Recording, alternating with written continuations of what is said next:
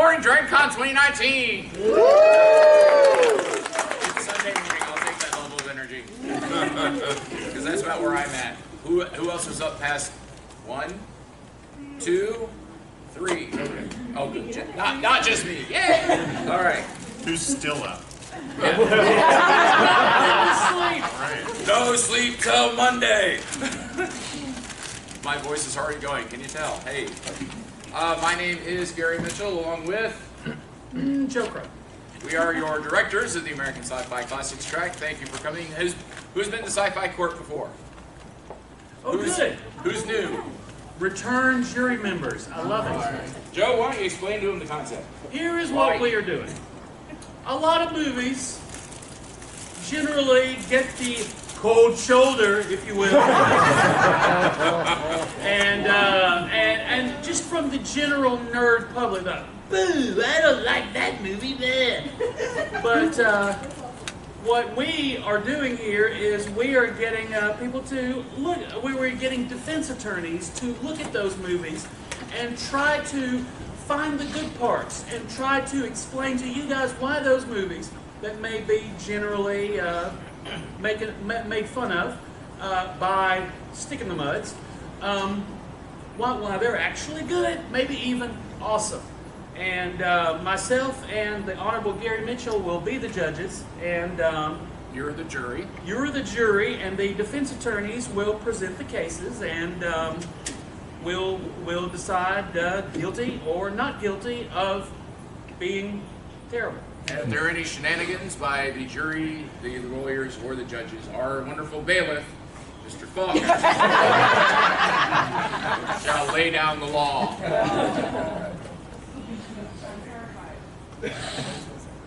So, Mr. Honorable Judge Gary, would you, here is the... Bailiff, if you would start the proceedings. Hear ye, hear ye! Classic Sci-Fi Court is now in session. The Honorable Judges Joe Krull and Gary Mitchell presiding.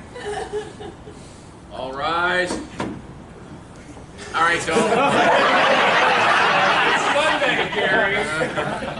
I rose by waking up. Yeah, that's right. There we go. Dang it, Eric. Ah! Most of them don't know where their legs are. I always win. So, hold on a minute and let me, would you like me to preside over the first Damn it, Joe, get your shit together.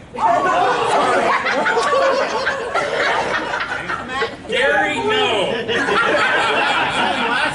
Oh, I'm ahead again. I tried to help you.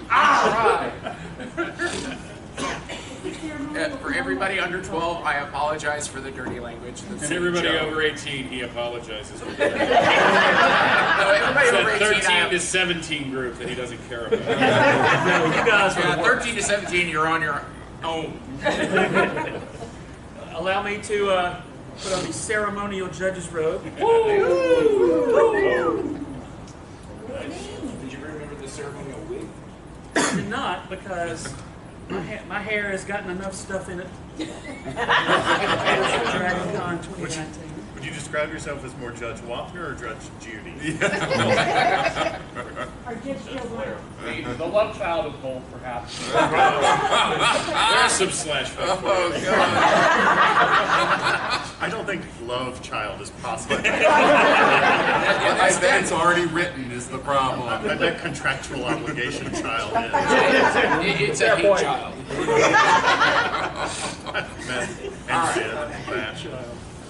All right, so our first presenter today, I believe, is Attorney Bailey. All right. Tell people who you are before you start. What firm do you represent? Hold on.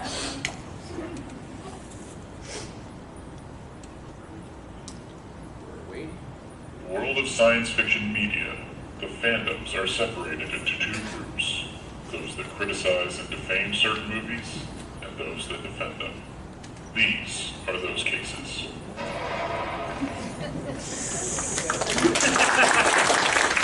Hello, everybody. My name is Michael Bailey. I am a podcaster, like everybody else on this panel, I'm assuming, because that just seems to be a running gag this weekend. Yes, it's happening. I have what I call a network, which is just a place just to put all my shows. It's not really a network because I think with a network you need more than one person, but I make my own rules. It's called the Fortress of Baileytude Podcasting Network. I talk about Superman, I talk about Batman on 2 different shows, and over the years on a show called Views from Longbox, I've talked about a lot of different comic books. And 2 years ago, I stood on this stage, or sat, and defended Superman 4, The Quest for Peace. Wow. And out of the 2 people I've heard from, they found the argument persuasive. I don't know if that's going to happen this year. The rest mysteriously died. This year I'm defending Batman and Robin. Oh, you poor thing. Oh, God. There's a reason we did those trivia questions.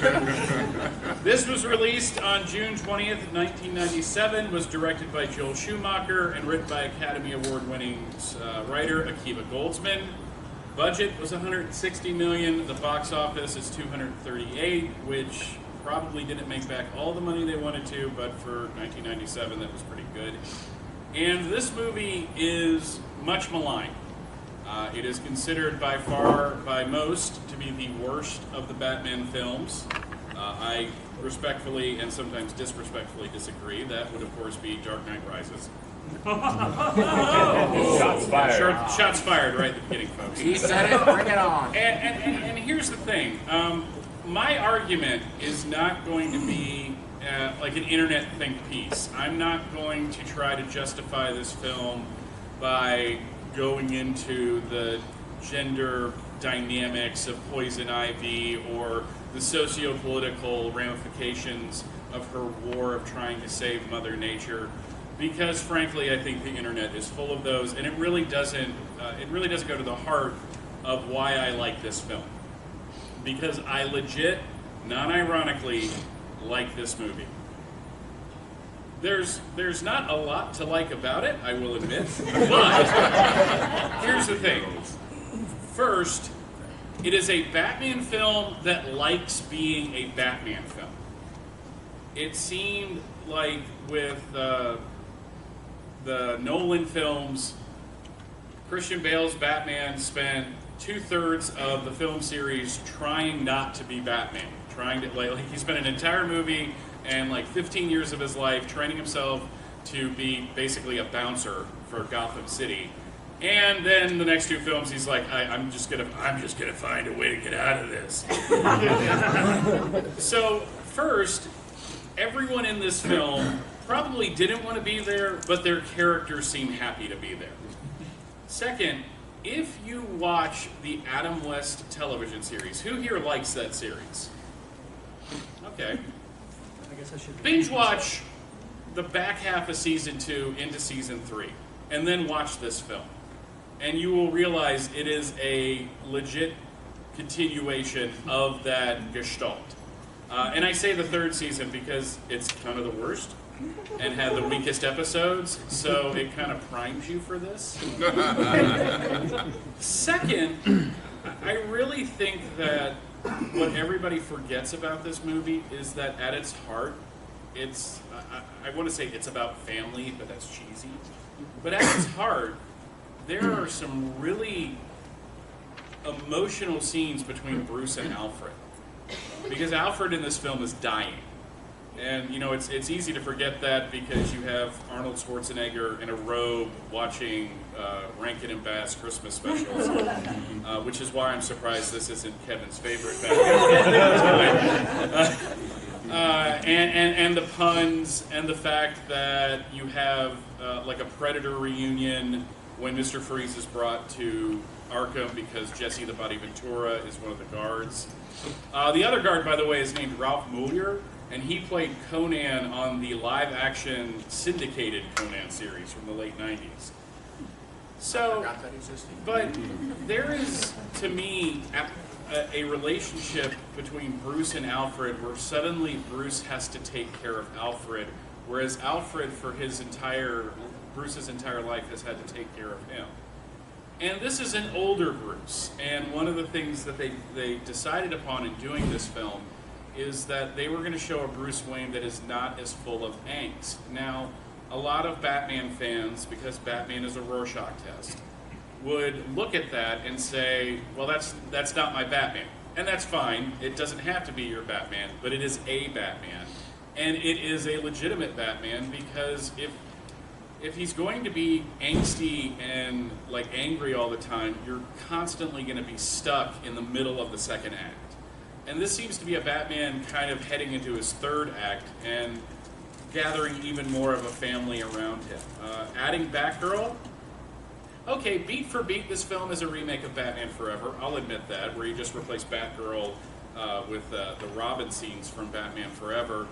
But again, she comes in and she's the first person to really look at the dynamic of the Wayne household and go, you two rich layabouts, my uncle, which I'm kind of curious at how, they never say great uncle, and that picture of her mother is really old, so I'm just gonna, I want to see some dates is what I'm saying. But really, she comes in and she goes, he's been taking care of you for his entire life, now I'm going to take care of him. So there's this serious sense of family to this movie, but really and ultimately, there is someone, in quotes, to blame for this film. Is it the toy companies that got in on the ground floor of the development of the film and dictated how things work? No, that's their job. Was it Joel Schumacher? I don't think it's his fault. He's a director working for Warner Brothers. Warner Brothers is not an independent film studio. Those executives have something to say about a billion-dollar franchise. Is it Akiva Goldsman? I don't really blame him either. Again, he wrote what he was told to write. Do I blame the cast? Oh, heck no. They're actors. This is their job. They were given a script. Yes, they had a choice, but would you want to be given a choice between not working and being in a summer blockbuster film? I'm sure most actors would want to be part of that. I actually figured out who's to blame. It's you.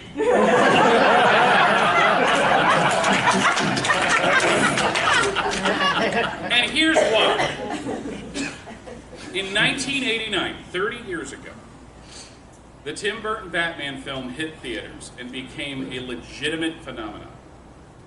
And while I will say, because, I don't want the well actually guy to pop up in the middle of this, while I will admit there are probably some Batman fans that did not like the tone of that film, it really grabbed a wider audience. And what it said was, we want a darker Batman. Now, sidebar, Your Honor, I will admit that watching Batman 89 now is like watching the 60s series back in 1989. That film is campy, but in 1989 we treated it deadly serious because it was dark, it had a Danny Elfman score before he became the guy. And it was directed by Tim Burton, who was considered, he's still considered quirky, but and because the film was so successful and because studio executives respond to what they perceive as the audience's expectations, they felt they had to bring him back for Batman Returns. Tim Burton didn't want to come back, but they said you can do whatever you want, which is, I think, the kiss of death for most comic book properties. Now, I am not saying that Batman Returns was a bad movie. Conceptually and visually, it is stunning. I'm not a fan of it, but I won't sit here and tell you it's a bad movie. But it scared the living hell out of most of the mothers of America, because at the end of that film, you had the Penguin in a dirty onesie with black bile coming out of his mouth. This is not His Honor the Penguin. This is, oh God, he's really creepy, and that poodle woman is really kind of messing with my mind right now. And there was really a backlash against that film, because suddenly McDonald's was upset, the toys that were associated with it didn't sell as well. So when they did Batman Forever, they lightened the tone. They brought in a new director, They brought in a new writer, a couple new producers, a new composer, a new Batman. Alfred and Commissioner Gordon pretty much stayed the same. And that film did phenomenally well. Like, they were legit surprised that it did as well as it did. So the studio, again, looking at the trend, said, well, this is what people want. And since we were on the back foot with the merchandising in the last film, we're going to bring the toy company in to help us design the film, which is why you had different costumes. Now, I would also argue that by the early 90s, like, Arctic wear Batman and undersea Batman were a thing anyways, so they just put that on screen. So ultimately, the reason why this film was made the way it was is because all of us that said we wanted a dark Batman film kind of screwed the pooch on that, because it backfired. So, in conclusion, this is our fault, and I think we need to accept responsibility for it. Thank you.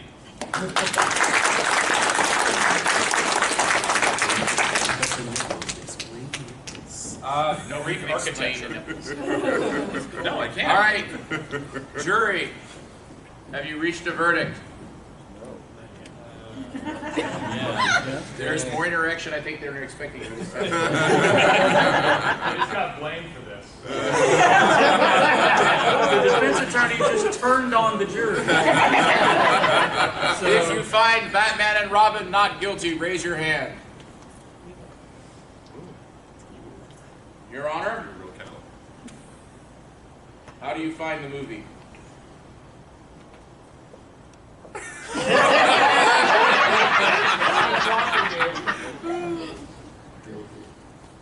All I can think about is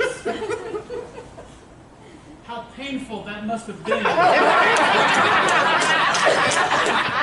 All the time, walking around as Robin going, oh, wait, can we stop? That's why he looks like that. That's right. The court rules that this movie does not have the required license to chill. I deem it guilty.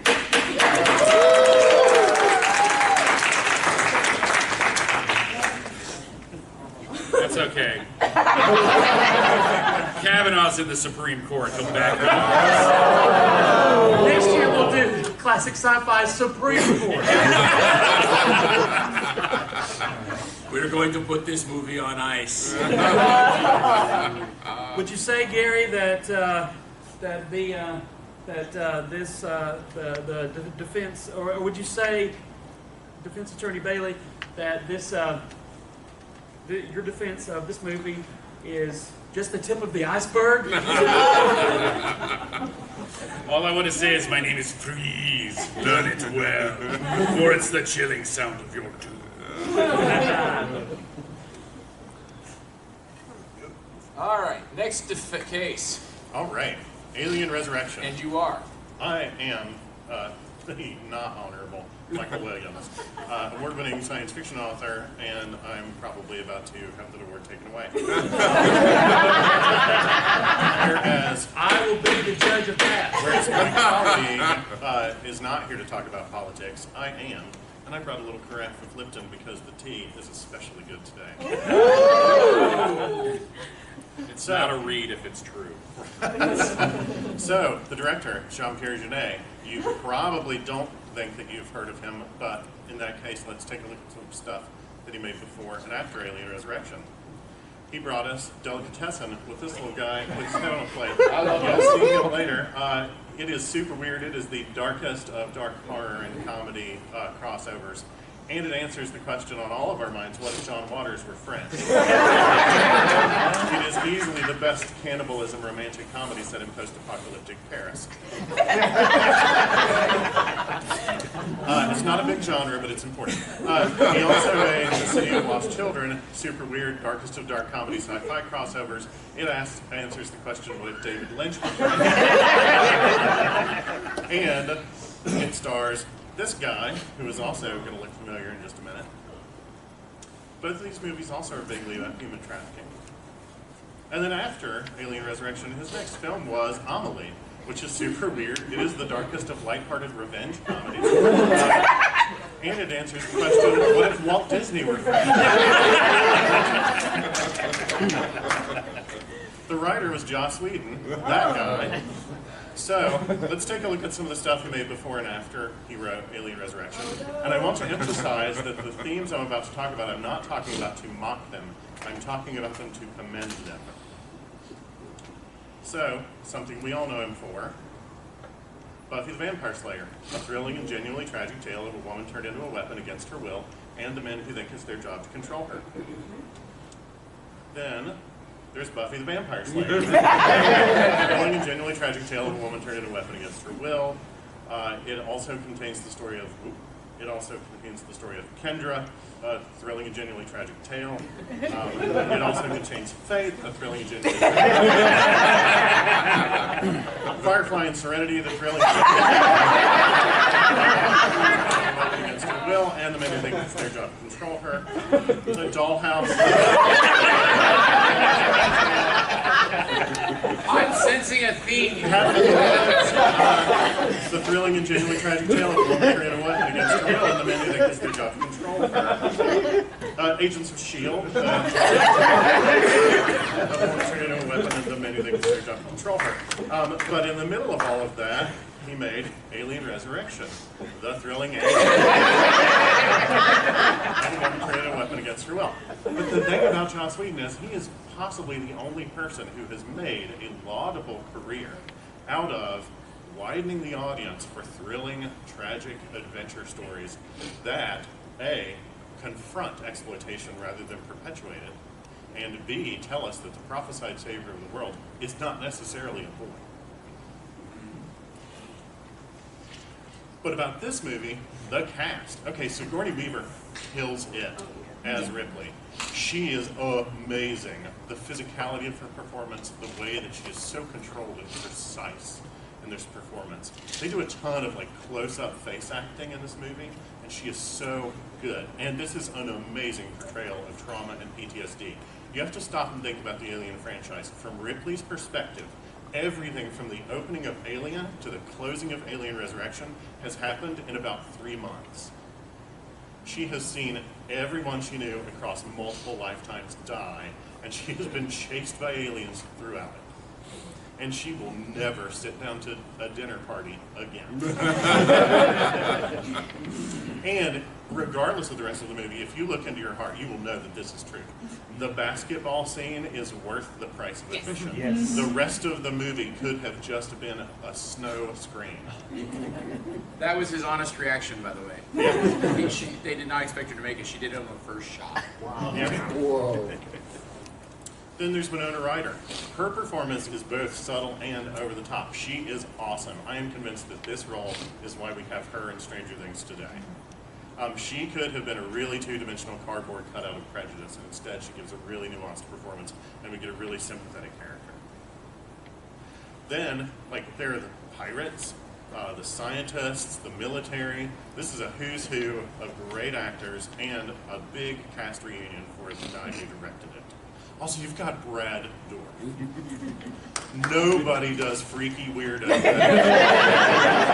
That shot is out of a scene where he first imitates the like thing of the aliens through the window at them, and then he kisses the glass. You can tell he just wants to make out with one. But to get like unnecessarily academic about it, I think that it is from Sophocles to Mary Shelley to the far future to just God's ears in this movie. Because one of the big strengths of the Alien franchise is that every movie is a different genre. Alien is sci-fi horror, Aliens is action horror, Alien Cubed is body horror, and Alien Resurrection is tragedy in space. And I forgot to do those clicks. But this movie really does have it all when it comes to Greek tragedy. We've got Cassandra, pronouncements of doom by an oracle who is both absolutely correct and casually dismissed. Ripley's first complete sentence in this movie is, "You'll die." And she's right. And over and over and over again through the movie, she tells people, "You're gonna die because of an alien that you made." And then they do. It has got hubris by the square mile. It is like ham-fisted Wall Street level hubris. This is somebody who has decided that they can do anything they want to because they should do anything they want to because they can. And it's got destruction at the hands of its own creation. This is Frankenstein in space. This is Mary Shelley tragedy. This is amazing. And this film is exceptionally relevant. Like all good sci-fi, this has themes that show up in our own time and our own experience. This is a movie about misogyny. The scientists talk about Ripley in exceptionally dehumanizing language over and over and over again. They call her it. They refer to her as the host. And I thought, are there any examples lately from the real world of people who talk about women using the word the host?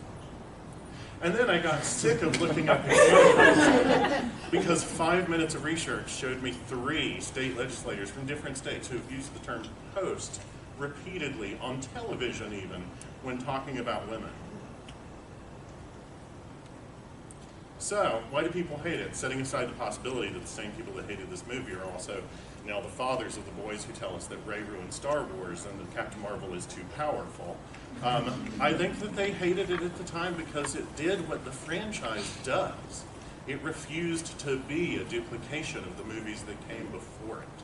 Alien, as a franchise, has always been about what's a new direction we can take the story. Let's not just remake the previous ones. It did as Aliens did, and it did as Alien Cube did. It did something different and daring, and frankly, audiences hate daring. In the same way that Batman and Robin, I think, was, for all that I gave it shit yesterday, it is a very daring choice. But without daring,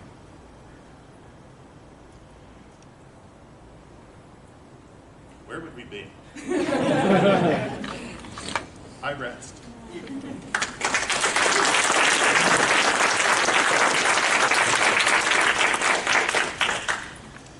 How does the jury, anyone find the piece innocent? Raise your hand. People have spoken. What say ye?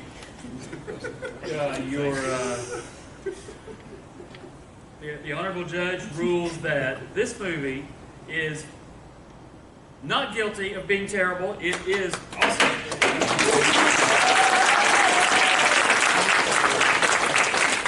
Joss Whedon will receive my bill. He'll kill it. I would like to add that Joel Schumacher will not be receiving my bill because apparently he's been really busy. Do you want to go last or do you want to go first?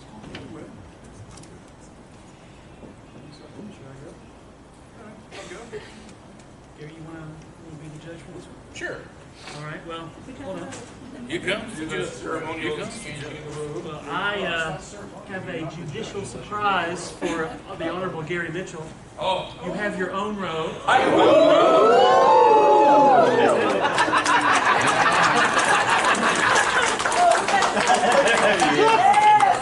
Hey guys, Bob Fosse called. He said it's a bit much. I don't think Bob Fosse ever said that in his life. Liberace says you're bad.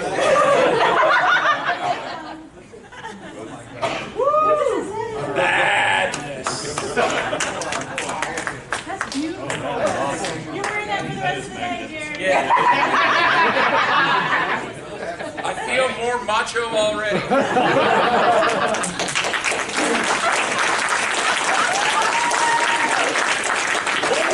Yeah! 1,000,000%! It takes a real man to wear that. Or an Aquaman. I rule myself to be outrageous. He needs to be discarded.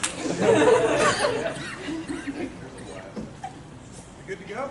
Yes, sir. Who are thee? Who am I? My name's Kevin. Hello. I'm a podcaster. I host a weekly show called The Flopcast, part of the ESO network. We're a very silly, geeky show, and we obsess over weird, stupid stuff from the 70s and 80s. So you are our people. This is our room. I've got badge ribbons up here for you, so if you want a Flopcast badge ribbon. The new ribbons for this year are Cousin Oliver badge ribbons. So come get one if you're a Brady Bunch fan. And for today, I also brought out a couple of the older ribbons from previous years. So I got 3 different models up here. Help yourself after the panel to a weird ribbon. I'm going to take the judge's prerogative and look at the map. Like the lock. Look, in a robe like this, you got to strut. He shivers. All that glitters isn't gold, but I am, baby.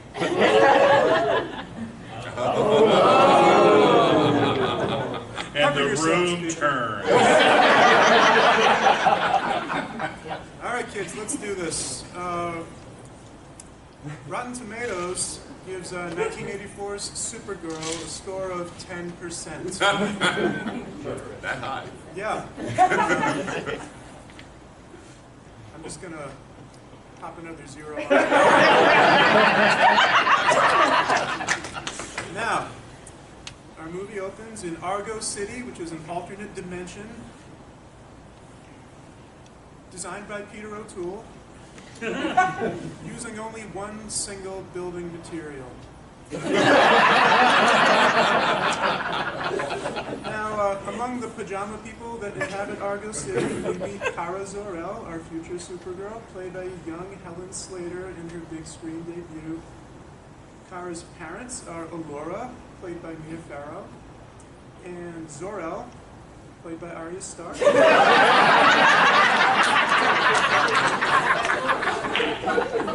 Peter O'Toole lets Kara play with the Omega Hedron, a magical ball which powers all of Argo City.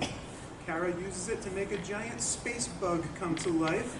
The Omega Hedron goes flying off towards the Earth, and so Kara climbs into a giant Christmas ornament and flies after it. Meanwhile, on Earth, an aspiring witch named Selena, played by Faye Dunaway, is picnicking when the Omega Hedron crashes into her cheese dip, granting her unspeakable new power. Kara also crash lands onto Earth, having somehow slipped into her Supergirl costume along the way. She spends a few wonderful minutes ballet dancing in midair. Then she flies into town and beats up a couple of creepy truckers, one of whom might look slightly familiar. Meanwhile, Selena, the middle-aged witch,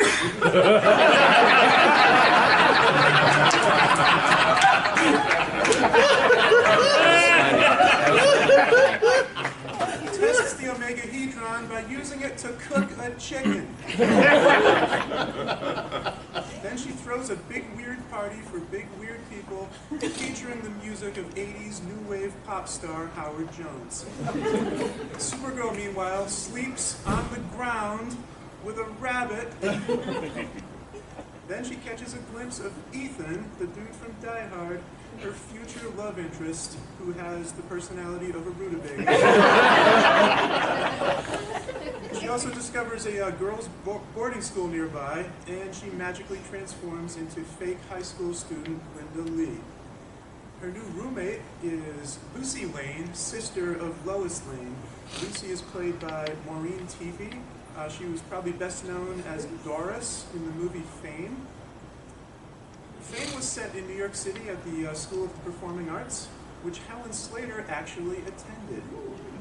Years later, the Fame ripoff series Glee starred future Supergirl Melissa Benoist. And these days, Helen and Melissa are like mother and daughter.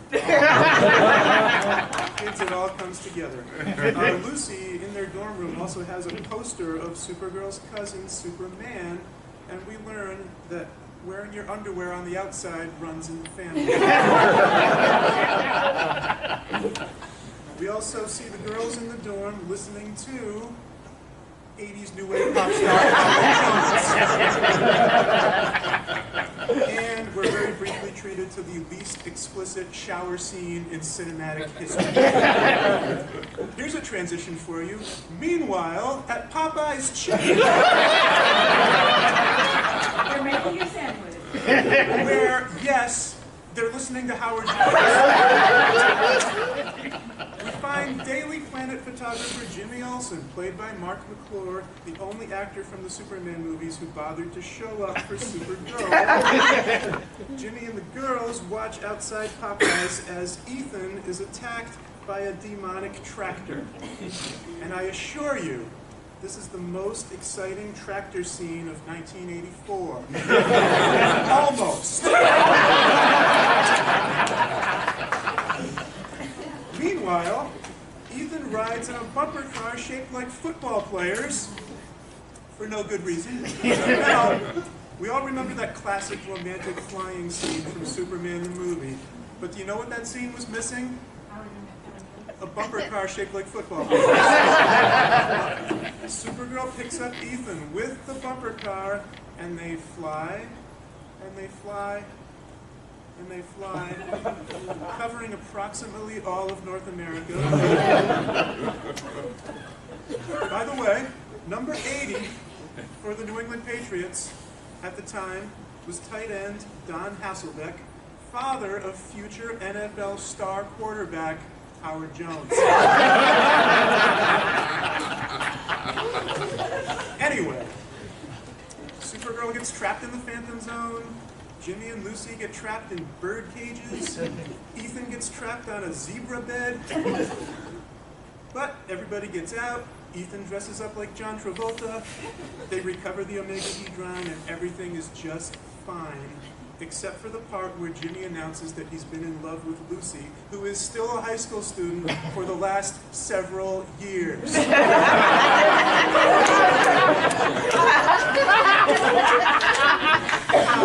I ask you, is Supergirl a perfect movie?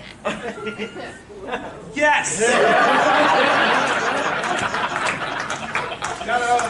Come on. How can you watch Helen Slater? You can't. How can you watch Helen Slater as Supergirl and have any problem with this movie, you heartless monsters? Join me, my friends. It's time to love Supergirl, and it's time to love that chicken. Thank you.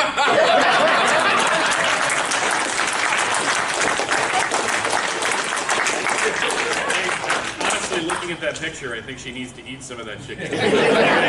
I find it interesting that two of the defenses today have involved accusing the audience of being the real criminal. Oh my god.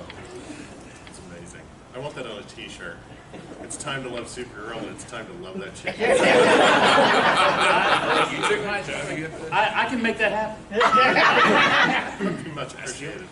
I'll send you my preferred color schemes. You took my job. You got to, I'm the judge. You have to Yeah, I can do that. Ladies and gentlemen of the jury, how do you rule on Supergirl? Guilty.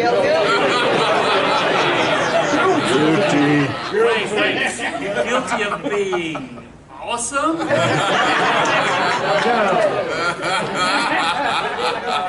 Really glossed over that whole Phantom Zone. All right, so I'll turn it over to the Honorable Judge Gary Mitchell.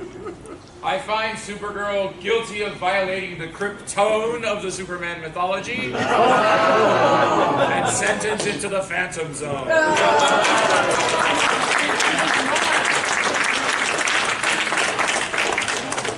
I am a professional, sir. So, ladies and gentlemen, let's present the next case on the docket. Please introduce yourself, the next defense attorney. I'm Nathan Laws. I represent the 42 Cast firm. If you're interested in us representing you, there are cards up here, so feel free to take one. Unfortunately, I was not part of the laptop group, so I just have some prepared statements. We'll allow it. So friends, geeks, congoers, I come today to right a great injustice against an excellent movie, namely Krull. Krull's virtues are many and manifest, but I shall extol them for the aid of those who continue to malign this fantastic film. I shall start with the James Horner score. Yes, that James Horner who composed the scores for Wrath of Khan and Willow. Here he displays music of such majesty that you cannot hope but to be swept away by its epic scope. Then there's the conceit of sci-fi fantasy. Such a thing has never been tried before on film and only rarely since. Few productions could pull off such a creative endeavor, but Krull does so admirably. Along those lines, don't we all yearn to join the plot of the underdog? When viewing fights between swordsmen and laser guns, it is impossible not to see the gulf in ability between the two. This makes us want to see how Cohen will save his lady love. Now we come to the glaive. It is the sickest ninja star boomerang that you will ever see. And you all know that you wanted one as soon as you saw it.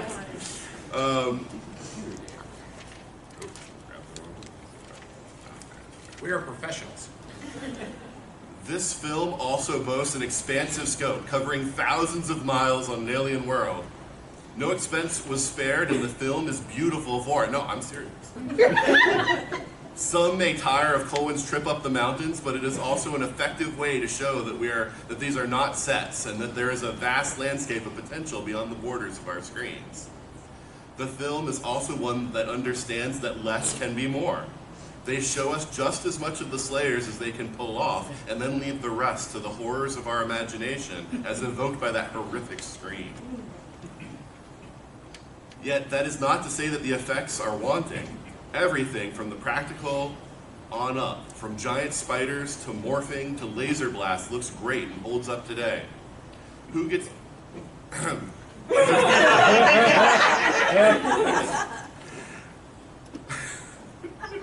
Who gets bored with villains who are all the same? That won't be a problem in this movie. We have slayers, shapeshifters, giant spiders, and a beast. Who doesn't appreciate such variety? And on the hero side, who doesn't appreciate a party comprising the likes of a prince, a cowardly mage, a cyclops, and thieves? We even have a baby Liam Neeson who doesn't know who the beast is, but he will find him and he will kill him.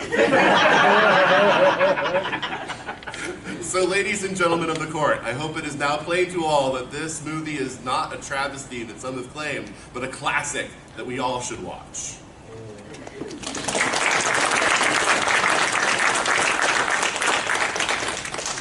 How do, Classic. Don't forget the pen. not guilty. Not guilty. Oh, do we, Raise their hands. do we have, comments from the jury pool? Comments from the jury pool? No comments. All right. How does, yes. Yes, the blade basically grinding its way through a mountain. I thought that was pretty good. Right, so, jury, please, if you will signify by the raising of your hands if you find this movie guilty of being awesome or not guilty of being not awesome. Joe, I need you to put your head right there. Is this a touchscreen voting machine? It's going to change the vote either way. There's an awful lot of Illusion. Guilty of being awesome. Guilty of being awesome. Awesome. I rule this movie guilty of needing a sequel.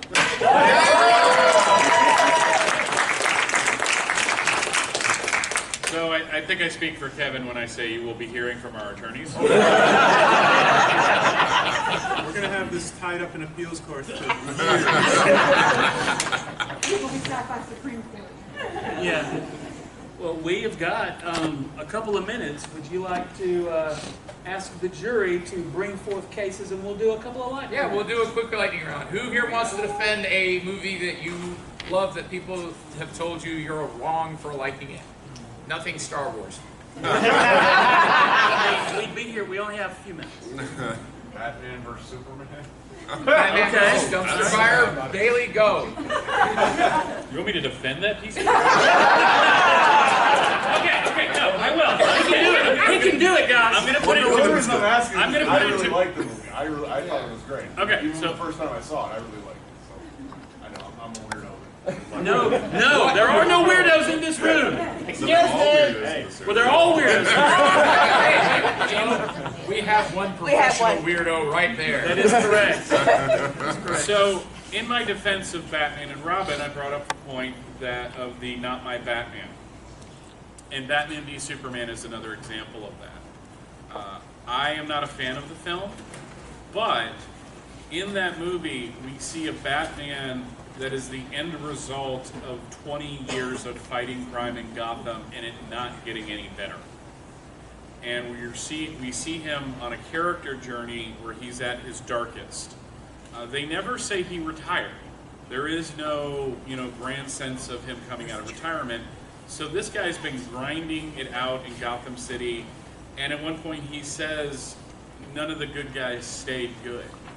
And it was only after seeing Superman sacrifice a character that he hated throughout the entire film, a character that he literally wanted to kill, and prove that while Bruce Wayne is a billionaire who knows every fighting form in the world, does not understand basic math, because if there is a 1% chance of something, it is not to be treated as a certainty, because it's a 1% chance. That's just, I don't know, maybe I'm wrong, maybe it's that new math that I keep hearing about. But seriously, if there are people who love this movie because they resonate with Bruce's journey and coming back to the light. I just wish he hadn't killed as many people along the way. For having a movie to defend, I give you a prize. Oh, great. DC Super Friends, my first superheroes, Batman, Superman, the Flash, teaching you about potty power.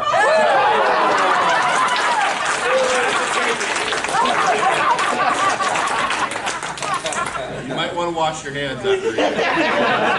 Don't laugh, we have another copy, someone's getting it. Here's the thing, there's the only drawback to that potty power book is that I wish it had been called Super Pooper.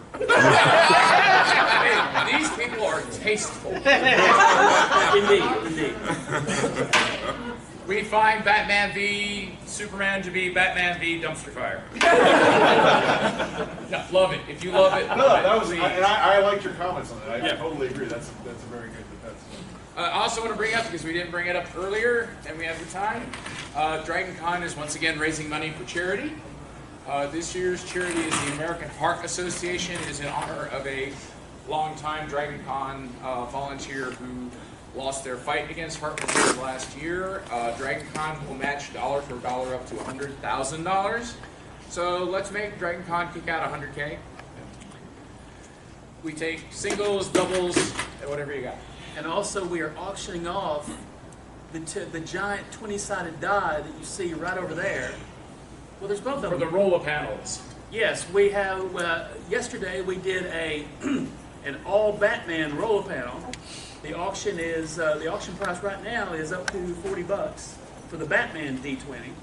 And tomorrow we're doing a roller panel for that one, which is movies from 1979 and 1999. And so both of those originally made for us, exclusive D20s, we're donating to the money. The money is going straight to the bucket for the Dragon Con charity. Yeah. So, All right, who else has a movie? Anybody? Yes, sir. Return of the Living Dead. Oh, wait a minute. All right. I have a PhD. These are my thing. Sir, that movie is awesome. I'll defend it. Gary, I think the power has gone to your head. It's When the shiny. All right, so I will defend it. I will first. I'll list the charges and see if I get them right, because a lot of people say it introduced fast zombies. They say that it's almost impossible to kill the zombies. They say it's full of punk rock teenagers. They say it's got gratuitous nudity. They say it's funny instead of scary, or funny and scary. And I say these are all the things that are good about it. Yeah. I have yet to see an argument against this movie that I didn't think, yeah, that's why it's awesome. Do you agree? Or what's your point? Oh, what if I put for or against? Yeah. Well, do you think people are against it? I I think that, yes. I think All right, what's the argument you bring? Age derivative. Wrong. Next. Secondly, it's driven by the student plot. What, teenagers that are a punk rock lifestyle make dumb More choices? about the guys who work the warehouse who Oh. get themselves zombified. Okay, yeah, well, he is kind of a dummy, but yeah. And the fact that the entire place gets blown up because somebody doesn't read what's on the outside of the barrels. Hey, In its defense, people have been making stupid choices at the I beginnings know, of movies but I'm since the saying, first dude knocked on Dracula's door. if you know what he means. But yeah, I mean, yeah, derivative is the one that really blows my mind because it really did redefine the zombie genre. This has been a panel in this room. It did redefine the zombies. It is the movie that brought us the fast zombies. It is the movie that brought us that just because you take out the brain, it's dead already. Taking out the brain isn't going to do crap. And yeah, that bleak ending is very 1984. It's very hard to find a horror movie from the mid-'80s where we were recovering. We were in the midst of the Reagan Revolution and the Cold War, and we're all going to die at any time. Cheerful. Yes, they solved the movie by making the situation worse. Yeah. It was a government solution. It was a government solution. So again, does anybody here not like the movie? If you don't like horror movies, that's fine. Is there anybody here who doesn't like Return of the Living Dead? Case dismissed. Anybody? Oh, how much time we got? We get to have time for one more. We got one more. Oh wow, awesome. Gentleman in the red, you haven't said anything all day. Dreamcatcher. Dreamcatcher? Oh. All right. Even Mr. Cancer. Does anybody want to try this one?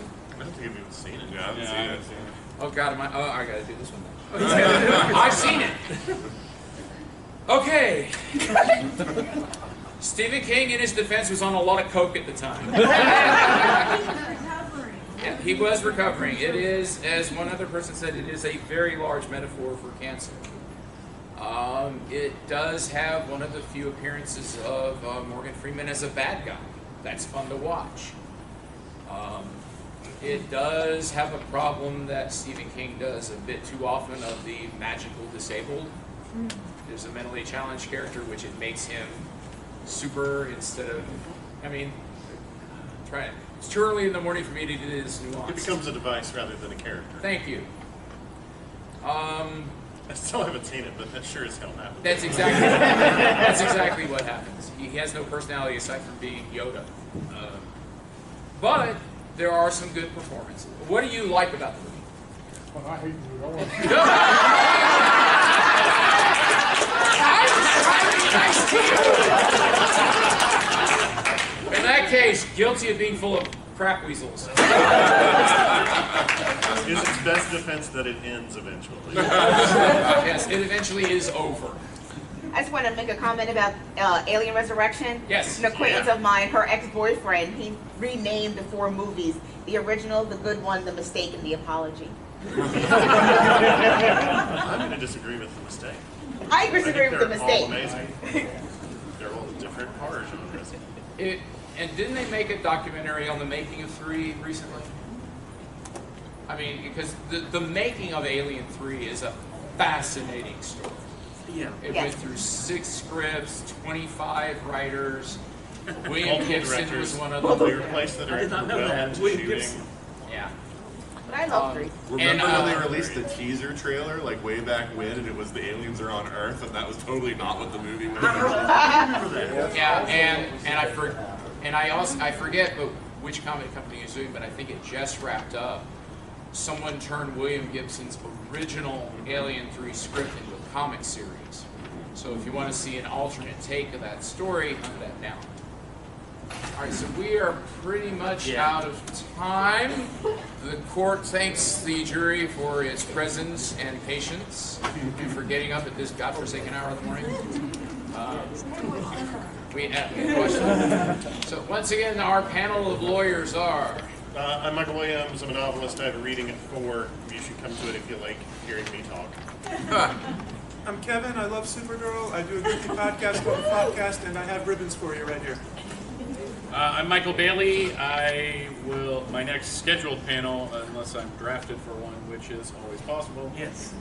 is tomorrow morning in this very room at 8:30. We're going to talk about Saturday morning cartoons that are celebrating anniversaries. I'm Nathan Laws, the host of the 42 cast, and if you're interested in my podcast, please take a card. And I'm going to, on our Facebook page, facebook.com/groups/American Sci-Fi Classics, I'll post links to all the podcasters, so all of you guys can listen to all of us for the next year until you all come back here, because this track's the best one. Thank you guys. Thank you guys for coming.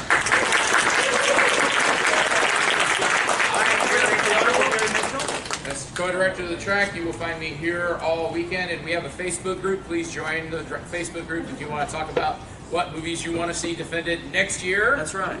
Bailiff. Sci-Fi Court is now adjourned. All rise. No, seriously, we're going to clear the room. All rise.